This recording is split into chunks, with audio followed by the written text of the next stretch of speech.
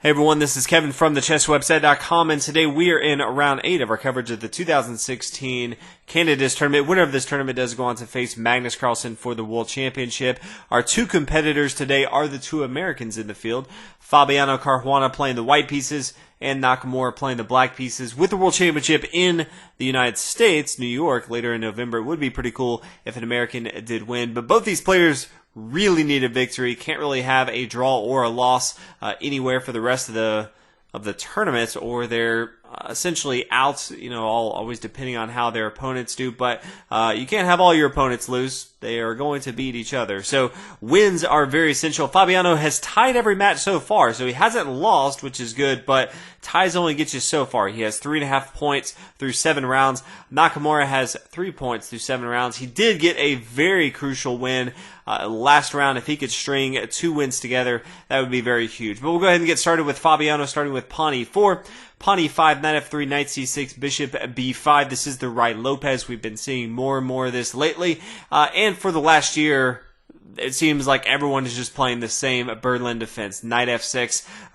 Later half of last year, we would see a lot of castle on the king side, knight take e4, and then pawn d4. This is pretty common. It seems like in this tournament, at least, we've been seeing a lot more of just pawn to d3, which is what Caruana plays. Nakamura responds with bishop c5.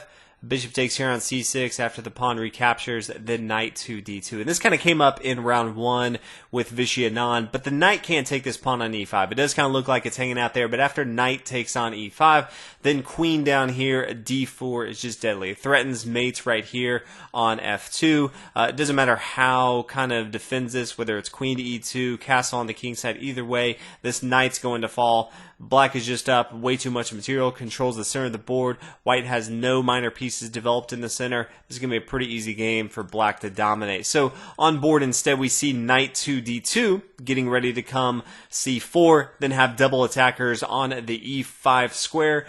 So this is kind of the plan. And then once he has knight c4, this also opens up the door for the dark square bishop on board. So castle on the king side, queen e2. Rook e8, just adding more protection. Knight c4, as we talked about, opening up the door for the dark square bishop. Adding another attacker on pawn e5. So we see knight come back here. d7, another defender on this pawn e5. And then bishop d2.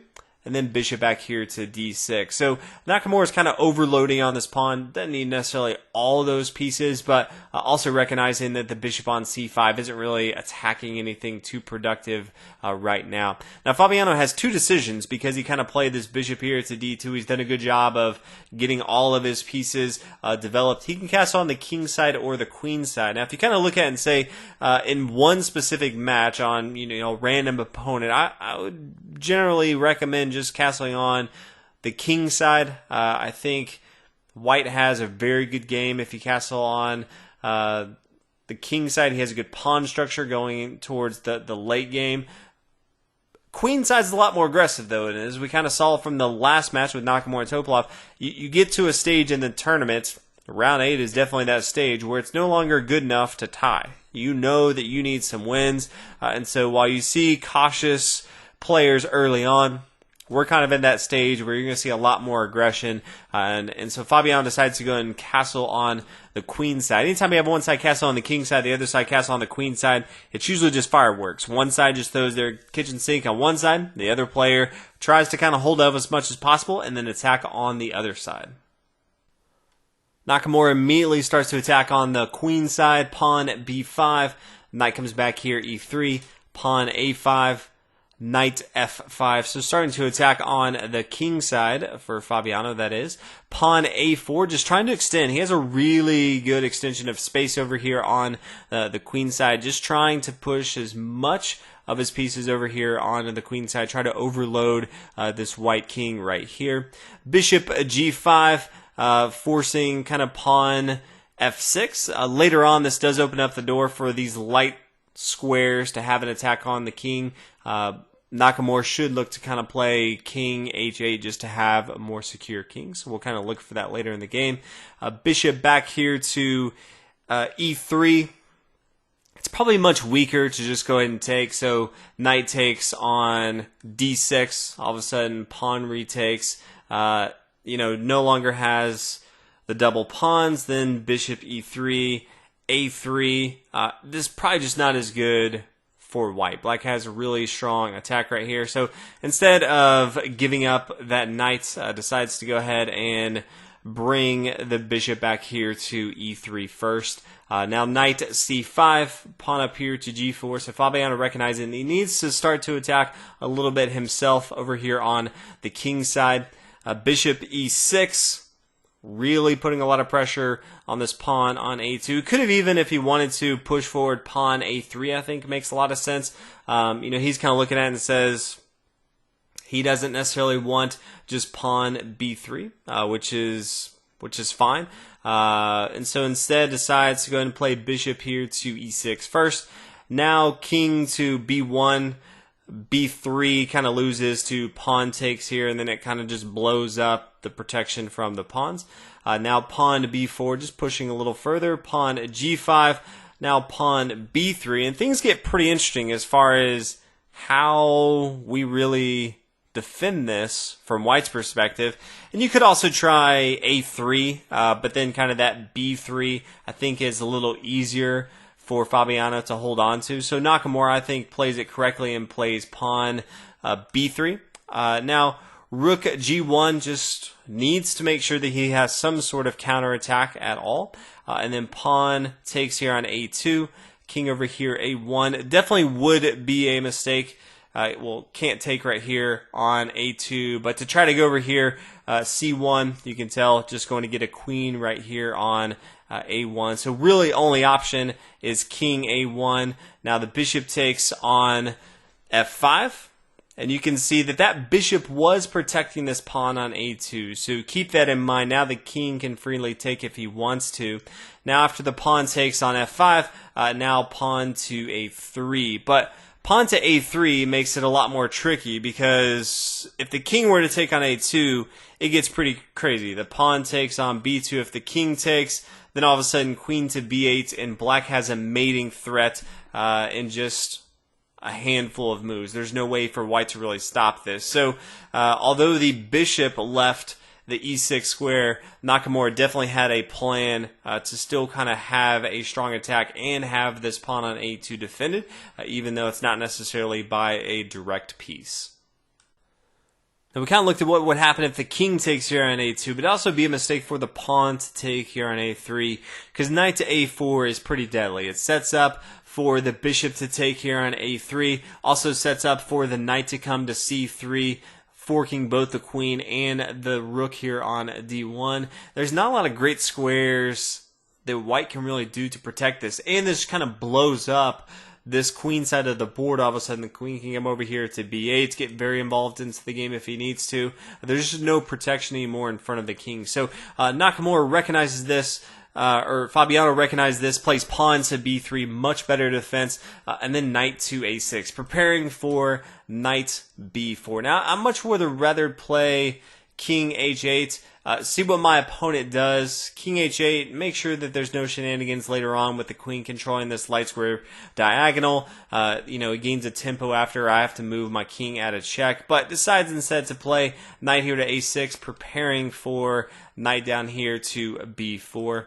Now pawn to c3, Fabiano, as you can imagine, immediately recognizes that and thwarts that attack, playing pawn c3. Now bishop back here f8, we do see knight d2, and then after the pawn takes, rook captures here on g5, the knight comes back here to c5. So Nakamura used a couple moves and didn't really do too much with his knights here on c5.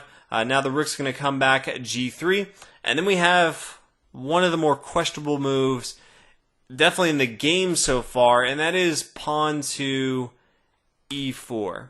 Now we kind of look at it and say, before this, Nakamura, he's up a pawn, so he has 7 pawns to his opponent's 6, although his pawns are pretty terrible. He has 2 double pawns on the a file, which those you can almost count as 1.5 maybe. You have 2 pawns, double pawns on the c file.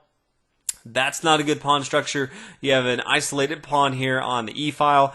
That's not that great, but he is up material, and all of a sudden pawn to e4 is just bad. It just gives up material for no reason. It essentially gives up one of your powerful pieces that you have an attack with for no reason. So after pawn e4, bishop takes on c5, bishop recaptures, and then knight to e4. White now has a very aggressive knight in the center of the board, can't really be attacked because of the dark square bishop can't attack it, and white gained that material. So all in all, pretty questionable move for Nakamura. Not really sure what he was going for. Bishop back here to d6, rook h3, starting to attack on the king side. Bishop e5. That's just going to be stopped by pawn d4. Bishop comes back here to f6. You can start to see all the attacks that Nakamura was going for. Fabiano's done a good job of kind of stopping them, and then over time just started to chip away at some of the material.